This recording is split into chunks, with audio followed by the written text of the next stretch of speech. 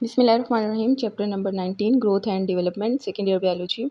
तो सबसे पहले हम ग्रोथ की डेफिनेशन पढ़ते हैं। The most obvious change permanent होता है, ये irreversible increase in size that occur in an organisms, यानी ज़्यादा नुमायाँ हमें परमानेंट, और इरिवर्सिबल मतलब एक दफ़ा ग्रोथ हो चुकी है तो वो दोबारा से जो है वो स्लो डाउन या कम नहीं होगी किसी भी ऑर्गेनिज्म के अंदर, तो उसे हम ग्रोथ कहते हैं। ग्रोथ एंड डेवलपमेंट अगर हम प्लांट्स में देखें तो प्लांट्स के अंदर cell division, differentiation and elongation होती है। Cell division, differentiation and elongation. Plant has growth pattern called open growth. Plant का जो ग्रोथ पैटर्न होता है उसे ओपन ग्रोथ कहते हैं। In vascular plant growth occurs through meristems. Vascular plants के अंदर ग्रोथ जो होती है वो मेरिस्टम्स के थ्रू होती है। यंग टिश्यूज़ और ग्रुप्स, मेरिस्टम क्या है? यंग टिश्यूज़ और groups of cells that have ability to divide, जिनके अंदर डिवीजन की कैपेसिटी होती है, एबिलिटी होती है, उसे हम मेरिस्टम्स कहते हैं। मेरिस्टम तीन तरह के हैं: apical meristem, intercalary meristem and lateral meristem. Apical meristem found at the tips of roots and shoots. Apical meristems जो है वो रूट्स और शूट्स की टिप्स पर मौजूद होते हैं, और इनका काम जो होता है कि नंबर ऑफ सेल्स जो है उनकी ग्रोथ करना या इंक्रीज़ करना at the tip. Apical meristem which gets separated from the apex. ऐसे एपिकल मेरिस्टम जो एपेक्स से सेपरेट हो जाते हैं तो उनको हम इंटरकैलरी मेरिस्टम्स कहते हैं। इनका इंपॉर्टेंट रोल होता है production of leaves and flowers के अंदर। तो फ्लावर्स एंड लीव्स की प्रोडक्शन के अंदर इंटरकैलरी मेरिस्टम्स होते हैं। और lateral meristem cylinders of dividing cells, ये डिवाइडिंग सेल्स के सिलेंडर्स होते हैं, प्रेजेंट होते हैं डाइकॉट्स एंड जिम्नोस्पर्म में, और ये इंक्रीज़ करते हैं diameter of stems and roots. Increment जो होती रहती है throughout the life plant की, तो वो लेटरल मेरिस्टम्स की वजह से होती है। Types of growth, two types होती हैं: primary growth and secondary growth. Primary tissues added by apical meristem. Primary tissues जो होते हैं वो एपिकल मेरिस्टम से ऐड होते हैं। Secondary tissues added by intercalary और vascular cambium leading to increase in thickness. जो सेकेंडरी ग्रोथ होती है उसके जो सेकेंडरी टिश्यूज़ होते हैं वो इंटरकैलरी और वास्कुलर कैम्बियम से एडिड होते हैं, और उनकी जो थिकनेस होती है वो बढ़ती जाती है। ड्यूरिंग elongation में cell volume increase up to 150 fold due to uptake of water. Water के अपटेक की वजह से जो सेल वॉल्यूम होता है वो इंक्रीज होता है up to 150 fold. During maturation the final size of a given type of cell is attained. During differentiation, the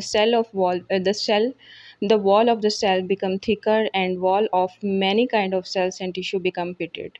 तो ये तीन तरह के प्रोसेस हैं जो प्लांट्स में होते हैं, यानी इलोंगेशन, मैचुरेशन एंड डिफरेंशिएशन। उसमें क्या क्या होता है यहाँ मैंने आपको बता दिए। कंडीशंस कौन सी रिक्वायर्ड होती हैं ग्रोथ के अंदर? External factor, carbon dioxide, oxygen, light, water, temperature, nutrition, ये सारे जो है ग्रोथ की प्लांट्स की ग्रोथ में एक्सटर्नल फैक्टर्स हैं। इंटरनल फैक्टर हार्मोन्स, वाइटामिन और optimum temperature 25 to 30 degree centigrade. Very high temperature rate of growth जो है वो, अगर बहुत ज़्यादा टेम्परेचर होगा तो ग्रोथ स्टॉप हो जाएगी। रेड लाइट जो होती है वो फेवर करती है elongation. Blue light enhance cell division. Duration of light effects the growth. Without oxygen no growth. Very high oxygen inhibited growth by absorbing water and elongation. Indole acetic acid जो है IAA, indole 3 asterisk acid जो है ये cause करता है elongation of cell. Vitamins are organic compounds synthesized by plant in the presence of light. If the plants are grown in dark, the deficiency of vitamin sees the growth. तो ये सारी requirements थी, conditions थी growth के लिए। उसके बाद growth correlation एक छोटा सा टॉपिक है। ग्रोथ कोरिलेशन का मतलब क्या होता है? Reciprocal relation of growth between different part of plant in which one part of plant effects the growth of different part. यानी ये रेसिप्रोकल रिलेशन होता है ग्रोथ का मुख्तलिफ पार्ट्स जो है प्लांट के मुख्तलिफ पार्ट्स के दरमियान, जिसमें एक पार्ट जो है वो अफेक्ट करता है ग्रोथ की दूसरे पार्ट्स की ग्रोथ को। एग्जाम्पल एपिकल डोमिनेंस, और इसे थायन एंड स्कॉग ने सबसे पहले इंट्रोड्यूस करवाया था। यहाँ पे देखें लेटरल बर्ड है और ये एपिकल बर्ड है। किस तरह से लेटरल बर्ड एपिकल बर्ड को कंट्रोल कर रहा है, और यहाँ पे हार्मोन ऑक्सिन, तो इसे हम एपिकल डोमिनेंस कहते हैं। लेटरल बर्ड यहाँ पे इनहिबिटिंग इफेक्ट रोल कर रहा है। डेवलपमेंट ऑफ चिक के डेवलपमेंट में एग जो है is ready for laying. 22 hours में एग जो है चिक से ले कर देता है, तो उसके बाद चिक के हैन जो है वो ले करती है। उसके बाद चिक की डेवलपमेंट 21st डे पे कंप्लीट होती है, यानी डे फर्स्ट से 21st डे पर चिक डेवलपमेंट मुकम्मल हो जाती है। रेगुलेटेड होती है 36 to 38 डिग्री सेंटीग्रेड टेम्परेचर और इंटरनल फर्टिलाइजेशन होती है चिक के अंदर। यहाँ पे आप कुछ देख लें, आप यहाँ आपको यॉक नज़र आ रही है आपको एक एग के अंदर, डिस्कॉइडल डिस्क है यानी फॉर्मेशन ऑफ चिक यहाँ पे होगी, shell and shell membrane. Cleavage क्या है? Mitotic series of division in fertilized egg. किसी भी फर्टिलाइज्ड एग के अंदर जो माइटोटिक सीरीज ऑफ डिवीजन होती है उसे हम क्लीवेज कहते हैं। Cleavage occur on discoidal disc. Cleavage हमेशा जो है डिस्कॉइडल डिस्क पर होता है एंड कॉल्ड डिस्कॉइडल क्लीवेज, और इस क्लीवेज को हम कहते हैं डिस्कॉइडल क्लीवेज। डिस्क जो है ये small disc of protoplasm which present on yolk at animal pole. The first two cleavage planes जो होती हैं वो वर्टिकल है, नज़र आ रही हैं आपको डायग्राम के अंदर यहाँ पे, और जो थर्ड है वो हॉरिजेंटल होती है। Successive cleavage become irregular plane of division, और इस तरह से जब क्लीवेज बढ़ती जाती है तो प्लेन ऑफ डिवीजन इरेगुलर हो जाता है। मॉडुलर स्टेज के अंदर क्या होता है? जो क्लीवेज था results in the formation of rounded closely packed mass of blastomeres. Morula के अंदर वो जो क्लीवेज आपको होती हुई नज़र आ रही थी उसके नतीजे में एक गोल सा closely packed mass of blastomeres नज़र आता है। It consist of disc shape mass of cells 2 or more layer thickness laying close to the yolk. In the centre cells are smaller, दरमियान वाले सेल्स स्मॉलर होते हैं एंड कम्प्लीटली डिफाइंड होते हैं, जबकि पेरीफ्री पे जो सेल्स होंगे वो फ्लैटेंड होते हैं एंड लार्जर होते हैं। तो यहाँ आपको नज़र आ रहे हैं कि किस तरह से दरमियान वाले जो सेल्स हैं वो कम्प्लीटली डिफाइंड है और पेरीफ्री पे फ्लैटन एंड लार्जर सेल्स होते हैं। ब्लास्टुलर स्टेज के अंदर क्या होगा कि मोरुलर स्टेज जो होती थी वो शॉर्ट है, lived and soon change into blastula, और वो फ़ौरन जो है वो चेंज हो जाती है ब्लास्टुला के अंदर by the presence of segmentation cavity और ब्लास्टोसील कैविटी। यहाँ पे आपको नज़र आ रही है blastocoel cavity. The discoidal cap of cells above the blastocoel is called blastoderm. Blastocoel के ऊपर एक सेल्स की आपको कैप नज़र आ रही होती है जिसे हम ब्लास्टोडर्म कहते हैं। जोन ऑफ जंक्शन क्या है? Marginal area of blastoderm are adherent with yolk. Marginal area जो ब्लास्टोडर्म का है जो यॉक के साथ चिपका है उसे हम जोन ऑफ जंक्शन कहते हैं। गैस्ट्रुलेशन के बाद हम देखते हैं सबसे पहले हमने क्लीवेज देखा, उसके बाद हमने मोरुला स्टेज देखी, मोरुला और फिर ब्लास्टुला, और उसके बाद गैस्ट्रुलेशन। गैस्ट्रुलेशन में क्या होता है? जो ब्लास्टोडर्म होती है वो स्प्लिट हो जाती है एपिब्लास्ट एंड हाइपोब्लास्ट के अंदर। एपिब्लास्ट जो होती है ये अपर लेयर ऑफ सेल्स होती है, presumptive, ectoderm and mesoderm. Lower layer of cells जो होती है ये हाइपोब्लास्ट होती है और ये आगे जाके एंडोडर्म बनाएगी। तो एपिब्लास्ट आगे चल के एक्टोडर्म एंड मेसोडर्म बनाएगी। Area pellucida translucent central part को एरिया प्लूसिडा कहते हैं। एरिया ओपेका, जबकि peripheral area that transmit light उसे एरिया ओपेका कहेंगे। प्रिमिटिव स्ट्रेक क्या है? Mesoderms cells migrate caudally and medially from both sides and mid line thickening called primitive streak. Mesoderms cell जो होते हैं वो माइग्रेट करते हैं, यानी कॉर्डल मतलब पीछे वाली साइड से भी और दरमियान वाली साइड से भी, दोनों साइड से मिड लाइन थिकनिंग होती है जिसे हम प्रिमिटिव स्ट्रिक कहते हैं। न्यूरलेशन में क्या होता है कि फॉर्मेशन ऑफ नर्वस सिस्टम होती है, तो formation of nervous system is known as neurulation. तो यहाँ देखिए न्यूरल एक्टोडम है, न्यूरल बैंड है, 24 आवर्स के अंदर neural folding completely visible neurula formation हो जाती है। और यहाँ न्यूरल प्लेट आपको नजर आ रही है, न्यूरल फोल्ड 18 आवर्स में, 22 आवर्स में न्यूरल ग्रूव फॉर्मेशन भी हो चुकी है, neural plate and neural fold मौजूद है। एंटीरियर पोर्शन जो है वो ब्रेन बनाता है, पोस्टीरियर जो है वो spinal cord.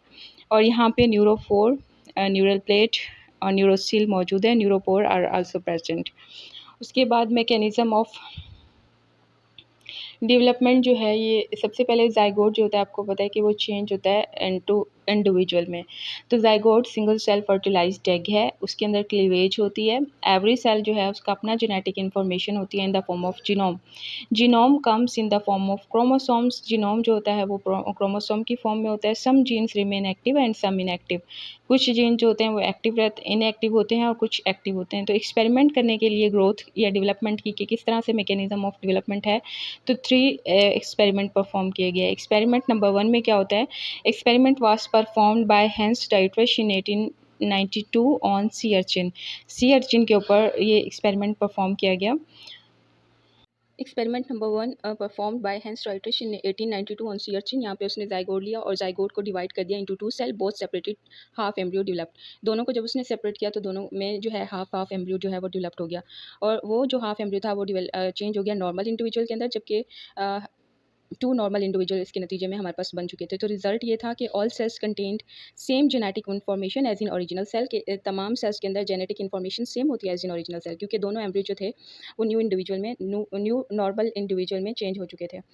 Experiment number 2 perform किया गया। स्पीमैन ने इसे परफॉर्म किया सैलेमेंडर पर, और यहाँ पे उसने क्या किया, एक ज़ाइगोट लिया और उसे डिवाइड कर दिया into 2 equal halves by dividing minute ligature of human hair.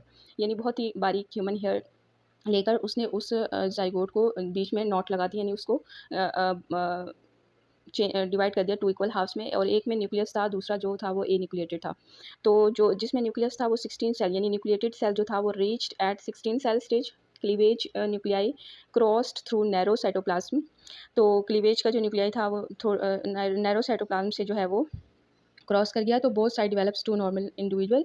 फिर उसके बाद जो दोनों साइड्स थी वो उनके अंदर नॉर्मल इंडिविजुअल की फॉर्मेशन हो चुकी थी। फिर एक्सपेरिमेंट नंबर 3 परफॉर्म किया। एक्सपेरिमेंट इसे अगेन जो है परफॉर्म किया स्पेमन ने, और ये भी इसने सिलेंडर पर परफॉर्म किया, और इसने यहाँ पे ग्रे क्रेसेंट एक ज़ाइगोट लिया और उसमें ग्रे क्रेसेंट भी मौजूद था। तो pigmented free area of cytoplasm that appear at the time of fertilization, उसे हम ग्रे क्रेसेंट कहते हैं, यानी pigmented free area of cytoplasm that appear at the time of fertilization. अब यहाँ पे उसने जो है इसको डिवाइड कर दिया दो के अंदर, एक में न्यूक्लियस भी था और ग्रे क्रिस्टल भी था, जबकि दूसरे पार्ट के अंदर आपको सिर्फ न्यूक्लियस नज़र आ रहा है। और यहाँ पे फिर जब डिवीजन हुई तो 16 सेल स्टेज दोनों में आ गई, और यहाँ पे हाफ एम्ब्रियो फॉर्मेशन हुई, यहाँ पे हाफ, जबकि जिसके अंदर ग्रे क्रेसेंट मौजूद था और न्यूक्लियस भी मौजूद था वो चेंज हो गया नॉर्मल इंडिविजुअल में, जबकि जिसके अंदर सिर्फ न्यूक्लियस मौजूद था वो बॉल लाइक इंडिविजुअल में, यानी नॉर्मल इंडिविजुअल में चेंज नहीं हुआ। तो रिजल्ट क्या निकला कि all cell contain same genetic information. जितने भी सेल्स हैं उनके अंदर सेम जेनेटिक इन्फॉर्मेशन मौजूद है। Cytoplasm contain information. साइटोप्लाज्म के अंदर एक ऐसी इन्फॉर्मेशन होती है जो कि एसेंशियल होती है फॉर डेवलपमेंट के लिए, क्योंकि अगर जिसमें ग्रे क्रिस्टल पोर्शन था साइटोप्लाज्म का तो वो नॉर्मल इंडिविजुअल में चेंज हुआ, जिसमें नहीं था वो नहीं चेंज हुआ। उसके बाद रोल ऑफ साइटोप्लाज्म की अगर हम बात करें तो साइटोप्लाज्मिक जो कंपोनेंट्स होते हैं उनके अंदर डिफरेंट मॉर्फोजेनेटिक डिटर्मिनेंट्स होते हैं कि आगे चल के उन्होंने मॉर्फोजेनेटिकली क्या फॉर्मेशन करनी है, which essential for cell differentiation. They are present within blastomere cytoplasm. यहाँ पे जाइगोट है और ये देखें ब्लास्टोमेयर फॉर्मेशन हुई है, तो ये सीडियन का इन्होंने जाइगोट लिया। तो जो साइटोप्लाज्म है उसके अंदर 5 कलर्स हैं। क्लियर जो साइटोप्लाज्म है वो produce larval epidermis. Yellow cytoplasm जो है उसके मसल सेल्स बना रहा था। Grey cytoplasm it produce gut, and grey equatorial cytoplasm it produce notochord and neural tube. तो हमें पता चला कि साइटोप्लाज्म के जो कंपोनेंट हैं उनके अंदर डिफरेंट मॉर्फोजेनेटिक डिटर्मिनेंट्स होते हैं। Role of nucleus in development. Development के अंदर न्यूक्लियस का क्या रोल है? Gene control substances produce found with cytoplasm. Gene जो होते हैं वो ऐसे कंट्रोल करते हैं सब्सटेंसेस को। Developmental substances active are produced by nucleus. ऐसे डेवलपमेंटल सब्सटेंसेस जो एक्टिव होते हैं वो न्यूक्लियस से प्रोड्यूस होते हैं। एसिटाब्यूलेरिया उसने उसकी एग्जांपल ली। ये एक मल्टी सेलुलर एल्गी है, अटेन साइज ऑफ सेंटीमीटर और मोर। और यहाँ पे देखें ये एलजी, इसकी एक कप कैप है और एक स्टॉक है और एक राइजॉइड। कैप जो होती है ये अम्ब्रेला लाइक है, present at top.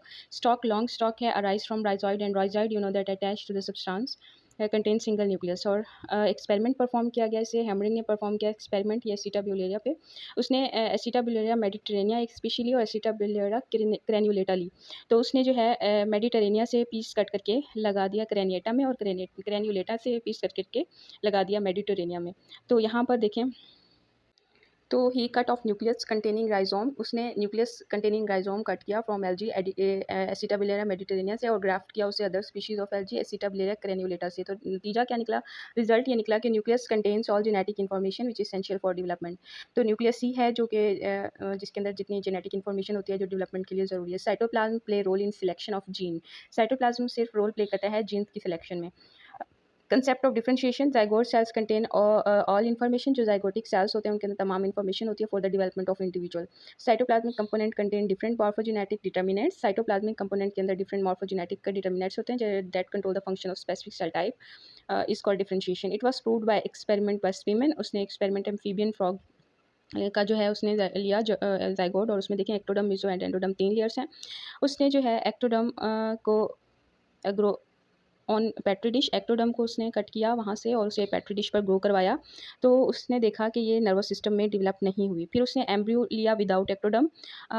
Without ectoderm जब उसने एम्ब्रियो लिया तो formation of definite nervous system हो चुकी थी, यानी जो भी nervous system defective nervous system की फॉर्मेशन हुई थी जब वहाँ से एक्टोडर्म उसने रिमूव किया। तो मीजोडर्म जब उसने रिमूव किया तो बिल्कुल नर्वस सिस्टम की फॉर्मेशन हुई ही नहीं। तो रिजल्ट उसने ये निकाला कि जो मीजोडर्मल सेल्स थे वो स्टिमुलेट कर रहे थे डेवलपमेंट ऑफ एक्टोडर्म, यानी ये एक दूसरे के साथ कोरिलेट हैं, तीनों लेयर्स की मौजूदगी होना ज़रूरी है। तो मेसोडर्मल सेल्स जो है बजाते खुद कुछ नहीं कर रहे, बस ये स्टिमुलेट करते हैं development of ectoderm layer by differentiation process. उसके बाद एजिंग का फिनोमेना है physiological negative change in body inevitable process है, इसे गेरेंटोलॉजी भी कहते हैं, study of ageing, science of ageing, loss of hair pigment, dryness, shrinking of skin, loss of agility, decrease body immunity, forgetfulness, poor vision, increase weight due to fat, develop pigmented area in the skin, face, arms and feet. Arise arthritis due to degeneration of cartilage. Arise arteriosclerosis, degeneration of elastic tissue in tunica media of blood vessels. तो ये सारी जो हैं science है ageing के। Reasons क्या हैं ageing के?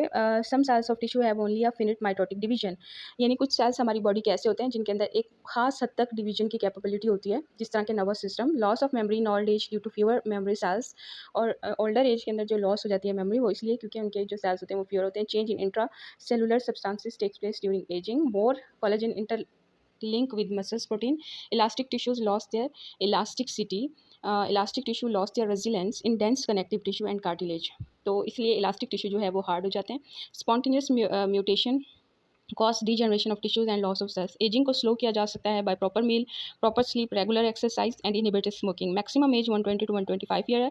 75 एज जो है 8 to 14.5 मिलियन में लोगों में देखी गई है, और 80 एज जो है 5 to 12 मिलियन लोगों में देखी गई है। एबनॉर्मल डेवलपमेंट क्या है? इसे एबनॉर्मल डेवलपमेंट को स्टडी ऑफ एबनॉर्मल डेवलपमेंट को हम टेराटोलॉजी कहते हैं, the branch of biology which we deal and study of abnormal development and factor which interference the normal process of development. Teratogens जो हैं factor which cause abnormal development. Genetic abnormality, abnormal genes जो होते हैं, defective genes are inherited into offsprings, and abnormal chromosome missing और addition of chromosome during anaphase. अच्छा, तो abnormal jeans like अब यहाँ पे डिफेक्टिव जीन देखें, मेल के अंदर हीमोफीलिया 50% जो है वो मेल हीमोफिलिक होंगे, और 75% जो होंगी फीमेल वो नॉर्मल होंगी, और 25% जो होंगे वो हीमोफिलिक होंगी ड्यू टू डिफेक्टिव जीन जो इनके ऊपर मौजूद है, एच कैपिटल। उसके बाद एबनॉर्मल क्रोमोसोम मिसिंग और addition of chromosome during anaphase, XO यानी Turner syndrome, X Y Klinefelter and X double Y super male, और ये टॉलिस्ट एग्रेसिव होते हैं, इमोशनल डिस्टर्बेंस होती है appear during gametogenesis. Environmental factor, those factor which cause abnormal development, these groups of environmental factor आकर टेराटोजेंस। Radiations, ionized rays effects in the development of ova and sperms, nutrition deficiency of vitamin, trace element also cause the fetal death. Metabolic abnormalities effect on organ development like microcephaly, micro means small and cephalon mean head. Small head individual also the nutrition metabolic abnormalities, and cleft palate, lips folded and hexadigit 6 digits are also the metabolic abnormalities. This is the chapter number 19, growth and development.